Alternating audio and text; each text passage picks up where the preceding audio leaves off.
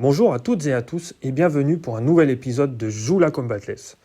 Aujourd'hui, nous allons analyser la rencontre à venir contre Laval et voir comment la SSE pourrait ramener les 3 points dans le Forez. Commençons par analyser l'adversaire, le Stade Lavallois. Alors c'est une équipe qui réalise un début de championnat quasi parfait, avec 8 victoires, un match nul et seulement une défaite. Ils ont engrangé 25 points sur 30 possibles et possèdent 7 points d'avance sur la SSE. En regardant de plus près les statistiques, on remarque que Laval est une équipe plutôt défensive et terriblement efficace. Sur leurs 8 victoires, 7 l'ont été par seulement un but d'écart. Ils ont marqué 13 buts et en ont encaissé seulement 5. Laval est une équipe qui n'aime pas avoir le ballon et ne possède pas un jeu de possession. 19e équipe de Ligue 2 sur la possession et 17e équipe de Ligue 2 sur la précision des passes. Par contre, c'est une équipe forte dans les duels, 6e équipe dans ce domaine. Une équipe dont le jeu ressemble beaucoup à celui de Rodez, de l'intensité et des duels. Ça va être intéressant de voir si les Stéphanois ont progressé dans ce domaine. Laval marque la plupart de ses buts sur coups de pied arrêtés et notamment sur corner. Il faudra donc éviter les fautes aux abords de la surface et éviter un maximum les corners. Côté stéphanois, 3 absences sont à prévoir pour ce match. La première, celle de Benjamin Bouchouari qui est suspendu pour accumulation de cartons jaunes. La seconde, celle de Stéphane Diarra qui s'est blessé à l'adducteur contre Ajaccio.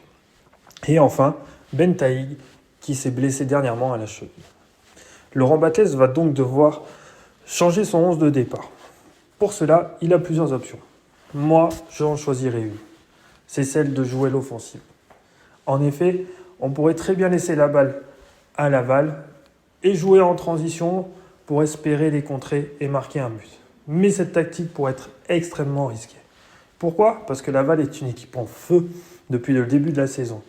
Elle sait profiter de chaque erreur de l'adversaire, que ce soit dans le jeu ou sur coup de pied arrêté. Et j'ai bien peur qu'on ne puisse pas lutter contre cette équipe dans ce domaine. Et je ressortirai très frustré de ce match si je perds 1-0 sans avoir essayé, sans avoir rien fait. Alors je pars sur une option offensive. Un 4-4-2. Pourquoi le 4-4-2 ? Tout simplement parce qu'on perd Bouchouari dans la création.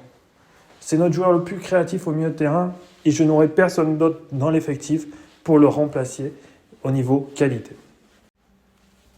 C'est pour ça que dans mon 4-4-2, je vais jouer avec 2 milieux défensifs axiaux au milieu de terrain et 2 joueurs plus créatifs sur les côtés. Avec le retour de Wadji dans le groupe, je vais pouvoir aussi jouer avec 2 attaquants axiaux et en laisser un sur le banc de touche pour rentrer en fin de match. Pour ma composition d'équipe, je vais choisir en tant que gardien but, sans surprise, Gauthier Larsonneur, un des meilleurs Stéphanois depuis le début de la saison. Devant lui, dans la ligne de 4 défensives, de gauche à droite, je vais aligner Léo Petro à gauche, Anthony Briançon et Dylan Batou-Binsika dans l'axe central et Denis Sapien à droite. La consigne principale pour ces 4-là, et notamment pour les 2 latéraux, ça va être d'assurer défensivement. Éviter les fautes bêtes aux abords de la surface pour ne pas concéder de coups francs dangereux et jouer assez haut pour ne pas laisser d'espace entre la défense et le milieu de terrain. Sachant que mes 2 latéraux ne sont pas des latéraux très offensifs, je ne vais pas leur demander forcément d'avoir un apport offensif. Je vais surtout leur demander de ne pas laisser d'espace dans leur dos. Au milieu de terrain, je décide d'aligner Florian Tardieu et Lamine Fomba en tant que milieu récupérateur axial.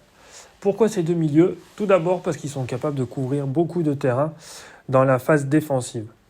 Offensivement, Florian Tardieu aura pour tâche d'être le premier relanceur.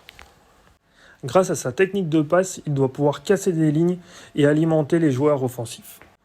Je vais également lui demander de ne pas redescendre trop bas sur le terrain et de ne pas être collé à sa défense centrale pour apporter une solution plus haut dans la relance quand ses défenseurs ont le ballon dans les pieds. Sur les côtés, à gauche et à droite, je décide d'aligner Maxence Rivera et Mathieu Cafaro. Pourquoi ces 2 joueurs ? Tout simplement parce que Maxence Rivera mérite d'avoir une nouvelle chance en tant que titulaire. En l'absence de Stéphane Diarra, ça me semble le remplaçant logique pour jouer sur le côté gauche. Il est capable d'éliminer son adversaire par des crochets courts, comme on l'a vu contre Valenciennes, et de faire de bons centres. Mathieu Cafaro va devoir, lui, élever son niveau technique. En effet, je pense qu'il est capable de faire beaucoup plus est beaucoup mieux que ce qu'il fait sur les derniers matchs. Les deux ailiers devront alimenter leur attaquant en centre. Ils auront aussi une consigne que je ne vois pas assez depuis le début de la saison, c'est de permuter. En effet, à chaque fois qu'un titulaire comme Mathieu Cafaro commence côté droit, il ne permute jamais avec son ailier côté gauche. J'aimerais que de temps en temps, il le fasse plus souvent pour perturber les défenseurs adverses. Au niveau des attaquants, je décide d'associer Gaëtan Charbonnier et Ibrahim Sissoko à la pointe de l'attaque. Ces deux joueurs me semblent complémentaires. Gaëtan Charbonnier est capable de décrocher pour jouer en remise et en une touche de balle. Ibrahim Sissoko est lui quand même plus à son avantage quand il doit prendre la profondeur ou jouer en pivot. Ils vont devoir s'entendre pour ne pas se trouver sur la même ligne au même moment. En effet, quand l'un décrochera, l'autre pourra prendre la profondeur et inversement. Avec une préférence pour que ce soit Gaëtan Charbonnier qui décroche et Ibrahim Sissoko qui prenne la profondeur. Je vais leur demander également d'être présents dans la surface de réparation pour être à la réception des centres. En effet, depuis le début de la saison, je trouve qu'il n'y a pas assez de monde dans la surface adverse pour couper les centres. Leur grand gabarit va m'être aussi utile au niveau défensif pour venir défendre sur les corners défensifs et les coups de pied arrêtés défensifs.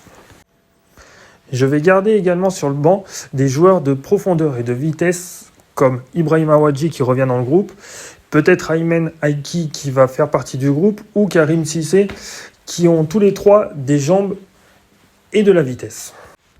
Voilà, vous connaissez maintenant mon 11 de départ. À vous de jouer et allez les Verts!